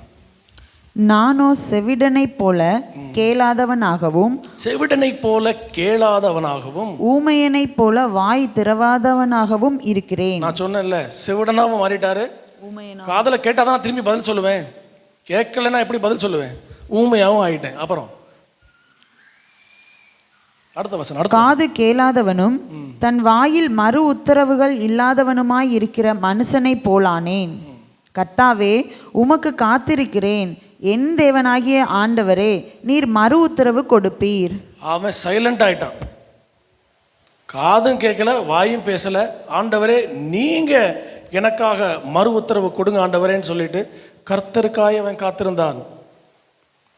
அடுத்து 39ஆம் வசனம், 39ஆம் அதிகாரம் 2ஆம் வசனம் வாசிங்க. அடுத்த அதிகாரம் 2ஆம் வசனம். நான் மௌனமாகி ஊமையனாய் இருந்தேன், நலமானதையும் பேசாமல் அமர்ந்திருந்தேன். ஆனாலும் என் துக்கம் அதிகரித்தது. நான் மௌனமாகி ஊமையனா இருந்தேன், நலமானதையும் பேசல. நியாயம் என் பக்கத்துல தான் இருக்கு, நான் தப்பு செய்யல. அநியாயமா என் மேல குற்றச்சாட்டுகள் வைக்கப்படுகிறது, என் மேலதான் நியாயம் இருக்கு. ஆனாலும் நலமானதையும் பேசாமல் அமைதியா இருந்தேன். என் கர்த்தர் எனக்காய் வழக்காடுவார். அவர் வழக்காடினாரா? கர்த்தருக்காய் காத்திருந்தேன்னு சொல்றாரு. கர்த்தர் என்ன செய்தாரு? 40:1 வாசிங்க. அடுத்த வசனம், அடுத்த அதிகாரம்.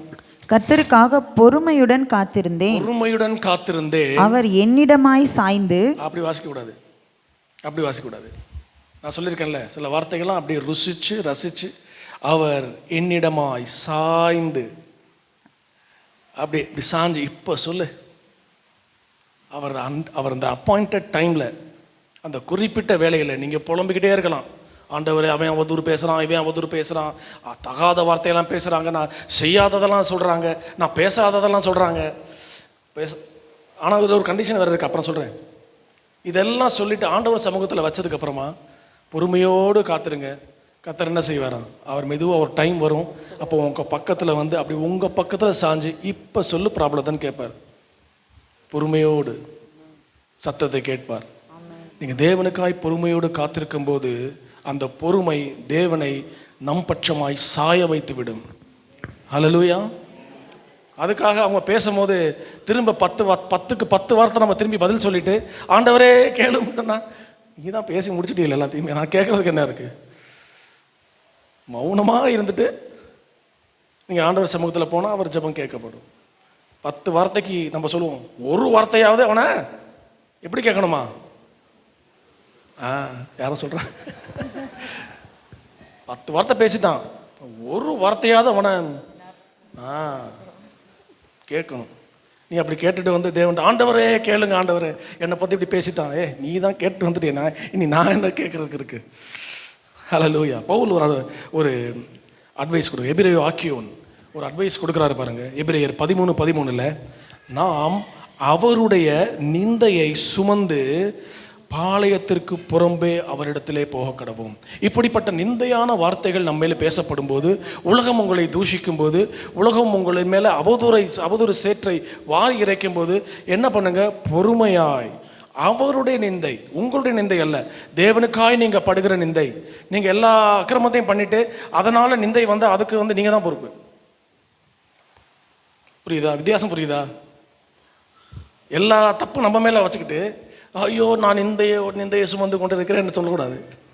தேவனுக்காய் நிந்தையை சுமந்து கொண்டு, அவருடைய நிந்தையை சுமந்து பாளையத்திற்கு புறம்பே அவரிடத்தில் போக கடவும். பாளையத்திற்கு புறம்பே என்று சொன்னால் எந்த சத்தமும் இல்லாத, எந்த மனுஷனுடைய சஞ்சரிப்பும் இல்லாத, எந்த ஒரு அவதூறு பேச்சுகள் சத்தம் வராத இடத்துல அமைதியாக உங்கள் ரூமுக்குள்ளே போய் கதவை சாத்திட்டு தேவ சமூகத்திலே அவைகளை முறையிடுங்கள். கேட்கிற தேவன் அவைகள் ஒவ்வொன்றாய் அவர் நம்மிடமாய் சாய்ந்து நம்முடைய காரியங்களை விசாரித்து ஒவ்வொன்றுக்கும் பதில் தருகிற தேவன் நாம் ஆராதிக்கிற தேவன். ஹல்லேலூயா. இந்த நிந்தையின் வஸ்திரத்தை நாம் அணிய பழகிக்கொள்ள வேண்டும். 4வதாக 2 வஸ்திரம் இருக்கு, பார்த்து முடிக்கலாம். நான்காவதாக எடுத்துக்கொள்ளுங்கள். யோவான் 19:5. இயேசு முள்முடியும் சிவப்பங்கியும் தரித்தவராய் வெளியே வந்தார். அப்பொழுது பிலாத்து அவர்களை நோக்கி, இதோ இந்த மனுஷன் என்றான். இதோ இந்த மனுஷன் என்றான். இயேசு முள்முடியும் சிவப்பங்கியும் தரித்தவராய் வெளியே வந்தார். இதில் நிறைய ஆவிக்குரிய சத்தியங்கள் இருக்கு. வேறொரு நாட்களில் நாம் இதை குறித்து தியானிக்கலாம். முள்முடியும் சிவப்பங்கியும் தரித்தவராய் வெளியே வந்தார். இந்த வஸ்திரம் பாடுகளின் வஸ்திரம். இந்த வஸ்திரம் தான் உடுத்துவதற்கு மிகவும் கடினமான வஸ்திரம். சிம்பிளாக சொல்லணும்னா முள் வஸ்திரம்னு சொல்லலாம். நமக்கு தெரிஞ்சதெல்லாம் ஒன்று சாப்பாடு, பாடுகள் எங்கே தெரியுது? நமக்கு தெரிஞ்சதெல்லாம் சாப்பாடு, சாப்பாடு இல்லாட்டி கூப்பாடு, இல்லைன்னா அதிகபட்சம் அது முன்ன கொஞ்சம் போச்சுன்னா பெரும்பாடு படுகிறேன் ஆண்டவரே, பெரும்பாடு உள்ள ஸ்திரீ, இதெல்லாம் தெரியும் நமக்கு. 5 அப்பம் 2 மீன் கொடுத்த இடத்துல ஜனங்கள் எல்லாம் படகை பிடிச்சி ஓடி வந்துட்டான் இயேசுவை தேடி. எங்கே இருக்கிறார்? நீங்கள் வார்த்தையை தேடி வரல, நீங்கள் அப்பம் சாப்பிட்டு திருப்தியாக இருந்தனால நீங்கள் என்னை தேடுகிறீர்கள். இப்போ சொல்கிறாரு பாருங்க, அப்பம் சாப்பிட்டு திருப்தியான தேடுறான். ஆனால் கெத்செமனே தோட்டத்திலே அந்த இருளான ராத்திரியிலே போர்ச்சேவகர்கள் வந்து அவரை கைது செய்யும்போது, அவரை கேப்சர் பண்ணும்போது எல்லாரும் அவரை விட்டு ஓடி போய்விட்டார்கள். மார்க் 14:50 வாசிங்க. எல்லாரும் அவரை விட்டு ஓடி போனார்கள். எப்போது எல்லாரும் அவரை விட்டு ஓடி போனார்கள். எல்லாரும் ஓடிட்டான். ஆசீர்வாதம் சொன்னா எல்லாரும் வருமா? நீ இதை செய்யாத, நீ உண்மையாயிரு, நீ கிறிஸ்துவுக்கு உண்மையாயிரு, உத்தமனாயிரு, இந்த பாவத்தெல்லாம் விட்டுருன்னு சொன்னா ஒருத்தர் இருக்க மாட்டான். அதுலேயும் ஒருத்தன் விசேஷம் பாருங்க, ஸ்பெஷல். 52 வசனம் வாசிங்க. அதுலேயே அவன் தன் துப்பட்டியை போட்டு 51 52 சேர்த்து வாசிங்க. ஒரு வாலிபன் ஒரு வாலிபன், பேர் போடல, பேரிடப்படாதவன், ஒரு வாலிபன் ஒரு துப்பட்டியை மாத்திரம் தன்மேல் போர்த்து கொண்டு அவர் பின்னே போனான். அவனை பிடித்தார்கள். அவன் தன் துப்பட்டியை போட்டுவிட்டு நிர்வாணமாய் அவர்களை விட்டு ஓடி போனான். துப்பட்டியை விட்டுட்டு ஓடிட்டான். பாடுகளாவது என்ன அது மண்ணாங்கட்டியாவது, போங்கடா அவங்க வஸ்திரம் தூக்கி போட்டு ஓடியே போயிட்டான். யார் அவன்? ஒரு வாலிபன், பேரே போடல பாருங்க. இது யாருன்னு நினைக்கிறீங்க நீங்க? ஒரு வாலிபன், வேற யாருமே கிடையாது. இந்த மார்க் எழுதின ஆக்கியோன், மார்க் இருக்கார்ல, அவர் தம் பேரை போட வெக்கப்பட்டுக்கிட்டு ஒரு வாலிபன் எழுதுறாரு. ஹிஸ்டரியை பாருங்க.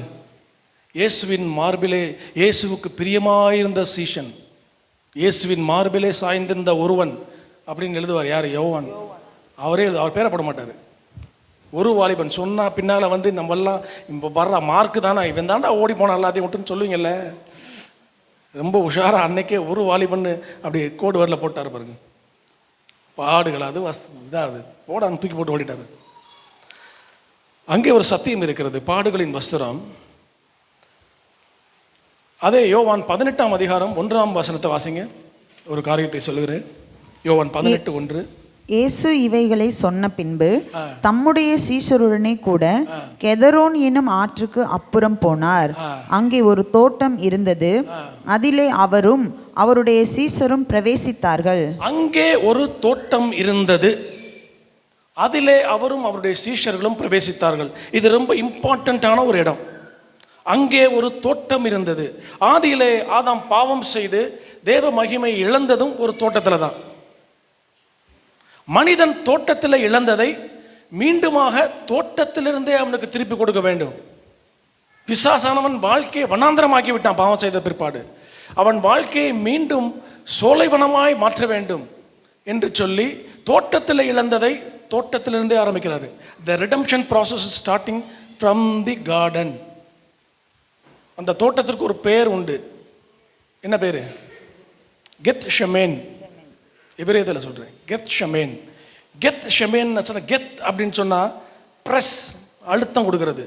ஷெமேன் அப்படின்னு சொன்னால் ஆயில், அதாவது எண்ணெயை பிழியிற ஒரு இடம், எண்ணெய் பிழியப்படுகிற ஒரு இடம். அதுக்கு பேர் தான் கெத்ஷெமேன், கெத்செமனே அப்படின்னு தமிழில் சொல்லுவோம். இந்த எண்ணெய் பிழியப்படும் போது 3 குவாலிட்டியாக பிரிப்பாங்களாம். நல்ல எண்ணெய் ஒலிவ் எண்ணெய் தான், அவங்க பயன்படுத்துறது எல்லாம் ஆலிவ் ஆயில் தான். ஃபர்ஸ்ட் அந்த ஆயிலை பிடித்தெடுக்கும் போது ஃபர்ஸ்ட் குவாலிட்டி ஆயில், முதல்ல வருகிற ஃபர்ஸ்ட் பியூர் மோஸ்ட் தரமான ஆயில் முதல்ல பிழியப்படும் போது முதல் தரமான ஆயில், அதை எடுத்து கொண்டு போய் ஆசரிப்பு கூடாரத்திலே அந்த குத்து விளக்கை ஏற்றுவதற்கு அந்த எண்ணெய் பயன்படுத்தப்படுகிறது. வெளிச்சம் கொடுப்பதற்காக அந்த எண்ணெய் பயன்படுத்தப்படுகிறது. மறுபடியும் எடுத்து மறுபடியும் போடுவாங்க. இதை பார்த்தா எப்படி இருக்கு? நம்ம கரும்பு கடையில் பார்த்துருக்கீங்களா? எக்ஸாக்ட் உதாரணம் தான். அது சக்கையாக போகிற வரைக்கும், நீ விட்றா சாமின்னு சொல்கிற வரைக்கும் போட்டு பிடிச்சி எடுப்பான். ரெண்டாவது போடுவான் உள்ள புளியும். பிழிஞ்சு எடுக்கும்போது இந்த தடவை வர்றது என்னென்னா, அதை மெடிசன்ஸ் பயன்படுத்துவதற்கு, மருந்து தயாரிப்பதற்கு அந்த எண்ணெயை பயன்படுத்துகிறாங்க. கடைசியில் மூன்றாவது முறை அது அந்த எண்ணெய் பிழியப்படும் போது அது வந்து கிளென்சிங் ஏஜென்ட்ஸ், உங்களுடைய ஹேண்ட் சானிடைசர், இந்த சோப், இதுக்கெல்லாம் பயன்படுத்துவாங்களாம். மூன்றாவது தடவைக்கு மேலே அவன் பயன்படுத்தவே மாட்டான், தூக்கி போட்டுவான் அதை. இப்போ இயேசு கிறிஸ்து எப்படி அதை அதை அதை அதை அந்த கெத்செமனே தோட்டத்தில் எப்படி இந்த ரிடம்ஷன் ப்ராசஸை ஸ்டார்ட் பண்ணுறாரு? முதலாவது அவர் இயேசு கிறிஸ்து 3 முறை இதே போல பிழியப்பட்டார். முதலாவதாக அந்த ராத்திரி வேளையிலே அந்த கெத்செமனே தோட்டத்திலே மனிதருடைய அக்கிரமங்கள், பாவங்கள் எல்லாவற்றுக்காகவும் அவர் மண்டியிட்டு பிதாவினிடத்திலே, இந்த பாத்திரம் என்னை விட்டு நீங்க கூடுமானால் நீங்க செய்யும், ஆயினும் என்னுடைய சித்தத்தின்படி அல்ல உம்முடைய சித்தத்தின்படியே கடவுது என்று சொல்லி மிகவும் வியாகுலப்பட்டு ஜெபித்த போது வேர்வை இரத்தத்தின் பெருந்துளிகளாய் பூமியிலே விழுந்தது, தரையிலே விழுந்தது. First press. அந்த இருளான அந்த கெத்செமனே தோட்டத்திலே அந்த முதலாவது பிரஸ் செய்யப்பட்ட போது இருளாய் இருந்த நம்முடைய வாழ்க்கையெல்லாம் வெளிச்சமாய் மாறுகிறது. ஹல்லேலூயா. இருளாய் போன நம்முடைய வாழ்க்கைக்கு வெளிச்சம் தர வேண்டும் என்பதற்காகவே அவர் முதலாம் முறை பிழியப்பட்டார். இரண்டாவது முறை பிலாத்துனுடைய அரண்மனையிலே இரண்டாவது முறை அவர் பிழியப்பட்டார். 40க்கு குறையாக 39 அடிகள் அவர் மேல் அடிக்கப்பட்டது. அது நிறைய சத்தியங்கள் இருக்கு, அதை சொல்ல விரும்ப நேரம் போய் கொண்டிருக்கிறது. அடிக்கப்பட்டார். ரத்தம் அப்படி சதையெல்லாம் பிற்கப்பட்டு விட்டது. ஏசாயா சொல்லும்போது சொல்லுகிறார், அவர் நம்முடைய பாவங்களுக்காய் அடிக்கப்பட்டு நம்முடைய அக்கிரமங்களுக்காய் நொறுக்கப்பட்டார், நமக்கு சமாதானத்தை உண்டு பண்ணும் ஆக்கினை அவர் மேல் வந்தது, அவருடைய தழும்புகளால் நாம் சுகமானோம். இரண்டாவது முறை பிழியப்பட்ட போது அவருடைய தழும்புகளாலே உண்டாகிற சுகம் நமக்கு உண்டாகிறது. ஹல்லேலூயா. மூன்றாவதாக அவர் பிழியப்படுகிறார் கல்வாரி சிலுவையிலே. கொல்லா என்று சொல்லுகிறார். எல்லாம் முடிந்தது, இட் இஸ் ஃபினிஷ்ட், எல்லாம் முடிந்தது, எல்லாம் முடிந்தது என்று சொல்லி கடைசி சொட்டு ரத்தத்தை ஊற்றி கொடுத்தார். இயேசு கிறிஸ்துவின் ரத்தம் சகல பாவங்களையும் நீக்கி நம்மை சுத்திகரிக்க வல்லமையுள்ளதாக இருக்கிறது. சுத்திகரிப்பு அப்படியே நிறைவேற்றுகிறார். இந்த பாடுகளின் வஸ்திரம் கொஞ்சம் கடினமான வஸ்திரம் தான் அணிவதற்கு. ஆனாலும் வார்த்தை சொல்லுகிறது, ஆண்டவராக இயேசு கிறிஸ்து சொல்லுகிறார், என் நுகம் மெதுவாயும் என் சுமை இலகுவாயும் இருக்கிறது. இந்த பாடுகளை நம்முடைய வாழ்க்கையில அனுமதிக்கும் போதே அதற்கு ஒரு எல்லையை குறிப்பிட்டு தான் அனுப்புகிறார் ஆண்டவர். சிமிர்னா சபைக்கு சொல்லும் போது சொல்லுகிறார், நீ படப்போகிற பாடுகளை குறித்து எவ்வளவேனும் பயப்படாதே. அது வெறும் 10 நாளைக்கு மட்டும்தான். 10 நாளைக்கு மேல அதிகாரம் கிடையாது. சமுத்திரத்தை பார்த்து சொல்லுகிறார், இம்மட்டும் மீறு மிஞ்சி வராதே. ஒரு எல்லையை குறிக்கிறாரு. உன்னுடைய பவர் அவ்வளவுதான். நல்லா தேவ பிள்ளைகள் நல்லா தெரிந்து கொள்ளுங்க, இந்த பாடுகளின் காலம் எல்லாம் இந்த கன்னித்தீவு போல தொடர் கதையெல்லாம் இல்லை. கன்னித்தீவு பார்த்துருக்கீங்களா? பேப்பரில் வருமே, 32,000 35,000. நாங்கள்லாம் சின்ன பிள்ளை இருக்கும் பார்ப்போம், பேப்பரில் டெய்லி வரும். கன்னித்தீவு போல பாடுகள் தொடர் கதை அல்ல நம்முடைய வாழ்க்கையிலே. அது ஒரு பக்கத்திலே முடிந்து போகும் ஒரே சிறுகதை, தொடர்கதை அல்ல. கொஞ்ச காலம் பாட அனுபவிக்கிற உங்களை, பேதுரு சொல்றார்ல, கொஞ்ச காலம் பாட அனுபவிக்கிற உங்களை ஸ்திரப்படுத்தி பலப்படுத்தி உங்களை நிலை நிறுத்துவாராக. கொஞ்ச காலம் தான் இந்த பாடு. எதற்கு இந்த பாடு? உங்களை ஸ்திரப்படுத்தி உங்களை பலப்படுத்தி உங்களை கிறிஸ்துவுக்கு முன்பதாக நிலை நிறுத்தவே கர்த்தர் இந்த பாடுகளை அனுமதிக்கிறார். காலையில் ஆண்டி சொன்னாங்க, அப்போ எனக்கு உறுதியாயிருச்சு, வசனம் உறுதியாயிருச்சுன்னு சொல்லி. நாம் அவரோடே கூட பாடுகளை சகித்தால் நாம் அவரோடே கூட ஆளுகையும் செய்வோம். ஹல்லேலூயா. There are no crown bearers in heaven, those who are not cross bearers in the earth. இங்கே சிலுவையை சுமக்காவிட்டால் அங்கே போய் நாம கிரீடத்தையும் சுமக்க முடியாது. ஆகவே சிலுவை சுமந்து இயேசுவின் பின் அழுது கொண்டு அல்ல, சிரித்த முகமாய் செல்ல வேண்டும். ஹல்லேலூயா. ஐயோ, பாஸ்டர் சொன்னார்ல காலையில், பால் பாஸ்டர், கண்ணீரோடு விதைக்கிறோம். இந்த கண்ணீர் தொடராது, அறுவடையின் போது அது கம்பீரமாய் மாறும். ஹல்லேலூயா. இந்த பாடுகளின் வஸ்திரம் எனக்கு வேண்டாம் என்று சொல்லி உதறி தள்ள வேண்டாம். பாடுகளின் வஸ்திரத்தை நாம் அணிந்து கொண்டு சிரித்த முகமாய் இயேசுவின் பின் செல்வோம். இறுதியாக கடைசியாக மத்தேயு 17:1-2. 6 நாளைக்கு பின்பு இயேசு பேதுருவையும் யாக்கோபையும் அவனுடைய சகோதரனாகிய யோவானையும் கூட்டிக் கொண்டு தனித்திருக்கும்படி உயர்ந்த மலையின் மேல் போய் அவர்களுக்கு முன்பாக மறுரூபமானார். அவர் முகம் சூரியனைப் போல பிரகாசித்தது, அவர் வஸ்திரம் வெளிச்சத்தைப் போல வெண்மையாயிற்று. இது பரிசுத்த வஸ்திரம். 5வது வஸ்திரம் பரிசுத்த வஸ்திரம். இருக்க வஸ்திரத்திலேயே மெயின்டைன் பண்ணுறதுக்கு ரொம்ப டிஃபிகல்ட், ரொம்ப கஷ்டமான வஸ்திரம் இந்த பரிசுத்த வஸ்திரம் தான். ஏன்னா அது வெண் வஸ்திரம். இந்த வெண் வஸ்திரத்தில் என்ன ப்ராப்ளம்னா, ஒரு சின்ன டாட் பட்டால் கூட எல்லாருக்கும் நல்லா தெரியும். சட்டையில் இவ்வளோ பிரைட்டாக இருக்கேன்னு சொல்ல மாட்டாங்க. என்னங்க ஒரு டாட் இருக்கேன்னு தான் சொல்லுவாங்க. இவ்வளோ பெரிய சட்டையில் கொஞ்சோண்டு டாட் தானே ஒத்துக்க முடியுமா? முடியாது.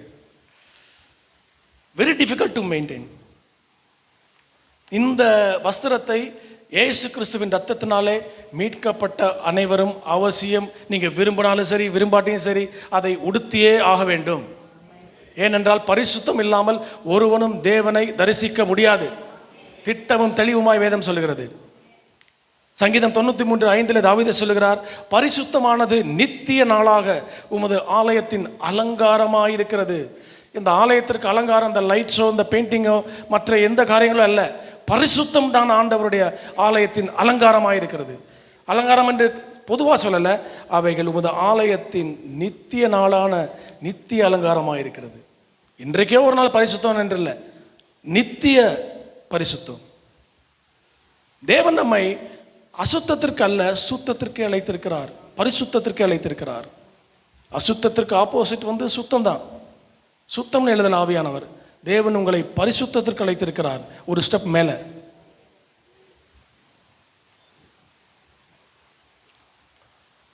எப்படி பரிசுத்தமாக இருக்கிறது? இந்த உலகம் பல காரியங்களை பரிசுத்தம்னு சொல்லும் இல்லையா? ஒரு வெள்ளை சிட்டை போட்டால் பரிசுத்தவான், இல்லை ஒரு நான்வெஜ்ஜே சாப்பிடாம ரொம்ப பரிசுத்தமான இருக்கான்ப்பா, தீட்டு இல்லாமல் அப்படியே ரொம்ப பரிசுத்தமாக இருக்கான், அப்படி ஒரு பரிசுத்தம் இருக்குது. நான் ஸ்மோக் பண்ணுறதில்லை, நான் ரொம்ப பரிசுத்தவான், வேதத்தை வாசிக்கிறேன், நான் ரொம்ப பரிசுத்தவான், ஆராதிக்கிறேன், டெய்லி ஃபாஸ்டிங் ப்ரேயருக்கு வந்துடுறேன், நான் பரிசுத்தவான், நான் ட்ரிங்க்ஸ் சாப்பிட்றதில்ல, பரிசுத்தவான். இந்த மாதிரி நீதிகள்லாம் தேவனுடைய பார்வையில் ஒரு அழுக்கான கந்தையை போல தான் இருக்கான். எப்படி பரிசுத்தமாக இருக்கணும்? எப்படி பரிசுத்தமாக இருக்கணும்? எப்படி பரிசுத்தமாக இருக்கணும்னா, உங்களை அழைத்தவர் பரிசுத்தராயிருக்கிறது போல நீங்களும் உங்கள் எல்லா நடக்கையிலையும் பரிசுத்தவான்களாக இருக்க வேண்டும். நம்முடைய ஸ்டாண்டர்ட் உலக மனுஷன் கிடையாது, நம்ம நெய்பர்ஸ் கிடையாது, நம்மளோட லீடர்ஸ் கிடையாது. நாம் ஆராதிக்கிற ஆண்டவர், அவர் எப்படி பரிசுத்தராயிருக்காரோ அதே போல நாமும் பரிசுத்தராக இருக்க வேண்டும். எப்படி பரிசுத்தமாக இருக்கணுமா? லேவியராகமத்தில் சொல்றார், நீங்கள் எனக்கு ஏற்ற பரிசுத்தவான்களாக இருங்கள். அவருக்கு ஏற்ற பரிசுத்தவானாக இருக்கணும். இந்த பாவம் நிறைந்த கோணலும் மாறுபாடுமான இந்த உலகத்தில் தான் நம்ம வாழ்ந்து கொண்டிருக்கிறோம். பாவம் நிறைந்த உலகத்தில் தான் வாழ்ந்து கொண்டிருக்கிறோம். நம் அறிந்தும் அறியாமையும் சில பாவங்கள் நமக்குள்ளே வந்துடுது. அறிந்து செய்கிற பாவங்கள் அது துணிகரமான பாவம். அறியாமல் சில காரியங்கள் நேரத்தில் பாவங்களுக்கு நாமே விட்டு கொடுத்து விடுகிறோம். உதாரணம் சொல்கிறேனே, ஒரு பஸ்ஸில் போகிறீங்க, இல்லை ஒரு கல்யாண ஃபங்க்ஷனுக்கு போகிறீங்க. அங்கே உங்கள் காலேஜ் டைமில் நீங்கள் விரும்பி கேட்ட ஒரு சினிமா பாட்டு ஓடும். நல்லா இளையராஜா டியூன் போட்டு நல்லா சூப்பராக ஒரு சினிமா பாட்டு பாடும். நம்ம அறியாமே இந்த கை அசையும் பாருங்க, அப்படியே அந்த இருதயம் அப்படியே சந்தோஷப்படும். அப்படியே ஆஹா, என்ன மாதிரி மனுஷன் டியூன் போட்டுக்காரியா, ஜெஃபியில் என்ன டியூன் போடுது. அறியாமல் உங்கள் காலேஜில் பெஸ்ட் ஃபேவரட் சாங்காக இருந்திருக்கும். அது பஸ்ஸில் ஓடும் போது அப்படியே மலரும் நினைவுக்குள்ளே பறந்து போயிடும் உள்ளேயே. ஆஹா, எப்படி இருந்தோம்ப்பா, நம்ம எப்படி இருந்தேன், நான் இன்னைக்கு இப்படி ஆகிட்டேன். அந்த மாதிரி எண்ணங்கள் வருதா? இதுதான் நாம் அறியாமல் செய்கிற பாவம். அறிந்து செய்கிற சில துணிகரமான பாவங்கள் இருக்குது, அதற்கு கிரயம் செலுத்தியாக வேண்டும். இப்படி அறியாமல் செய்த பாவங்களை நாம் எப்படி கழுவுறது, எப்படி பரிசுத்தமாக்கப்படுவது? ஆண்டவர் சொல்லுகிறார், நான் உங்களுக்கு சொன்ன உபதேசத்தினாலே இப்பொழுதே நீங்கள் பரிசுத்தமாயிருக்கிறீர்கள். வசனத்தினாலே உங்களை நிரப்பிக் கொள்ளுங்க. அனுதினமும் தேவ சமூகத்தில் உட்கார்ந்து அமர்ந்து கர்த்தருடைய வசனத்தை தியானித்து தியானித்து பரிசுத்தமாகிக் கொண்டே இருக்க வேண்டும். கடைசியில் வெளிப்படுத்தின விசேஷத்தில் கடைசியாக சொல்லும்போது சொல்லுகிறார், அக்கிரமம் செய்யவன் அக்கிரமம் செய்யட்டும், அநியாயம் செய்கிற அநியாயம் செய்யட்டும், நீங்கள் பரிசுத்தமாக இருக்கிறவன் இன்னும் பரிசுத்தமாகட்டும், பரிசுத்தமாக இருக்கிற இன்னும் பரிசுத்தமாய். அதுக்கு எண்டே கிடையாது. there is no end. உம்முடைய சத்தியத்தினாலே அவர்களை பரிசுத்தமாக்கும். உம்முடைய வசனமே சத்தியம். 5 விதமான வஸ்திரங்களை குறித்து நாம் தியானித்தோம். எந்தெந்த வஸ்திரங்கள் கரைப்பட்டு இருக்கிறது எனக்கு தெரியாது, ஆண்டவருக்கு தெரியும். அந்த வஸ்திரங்களை எல்லாம் தேவ சமூகத்தில் வைத்து, ஏன்னா ஆசாரியனுடைய வஸ்திரம் கரைப்பட்டால் அதை வாஷ் பண்ணணும்னு சொல்லி எந்த பிரமாணத்திலையும் கொடுக்கப்படவில்லை. பிரதான ஆசாரியனுடைய வஸ்திரம் இந்த யோர்தான் நதியில் போய் கழுவுங்கன்னு சொல்லி எங்கேயாவது போட்டிருக்கா? இல்லை. வஸ்திரம் கரைப்பட்டால் பிசாசானவன் அந்த பிரதான ஆசாரியனாகிய யோசுவாவின் வலது பக்கத்தில் நின்னானா. அந்த வஸ்திரத்தை கலட்டி தூக்கி போடவும் முடியாது. பிரதான ஆசாரி விசேஷமான வஸ்திரம். அதை என்ன செய்வாங்கன்னா, அந்த வஸ்திரத்தை எல்லாம் சின்ன சின்னதாக துண்டு துண்டாக வெட்டி அதை திரி போல உருவாக்கி ஆசரிப்பு கூடாரத்திலே அந்த விளக்கு ஏற்றுவதற்காக அந்த துணியை பயன்படுத்துவாங்களாம். வஸ்திரங்களை காத்துக்கொள்ளுங்கள். இறுதியிலே பூமி எங்கும் சுற்றி பார்க்கும் கர்த்தருடைய 7 கண்கள் நம்மை பார்த்து சொல்ல வேண்டும், தங்கள் வஸ்திரங்களை கரைப்படுத்தாத சிலர் முதல் ஏஜி சபையிலும் இருக்கிறார்கள் என்று சொல்ல வேண்டும். ஹல்லேலூயா. தங்கள் வஸ்திரங்களை கரைப்படுத்தாத சிலர் இந்த காரைக்குடியிலும் இருக்கிறார்கள் என்று சொல்லி உங்களையும் என்னையும் குறித்து ஆவியானவர் சாட்சி கொடுக்க வேண்டும். அதுதான் விலையேற பெற்ற சாட்சி. ஆவியானவர் சபைகளுக்கு சொல்லுகிறதை காதுள்ளவன் கேட்க கடவுள்.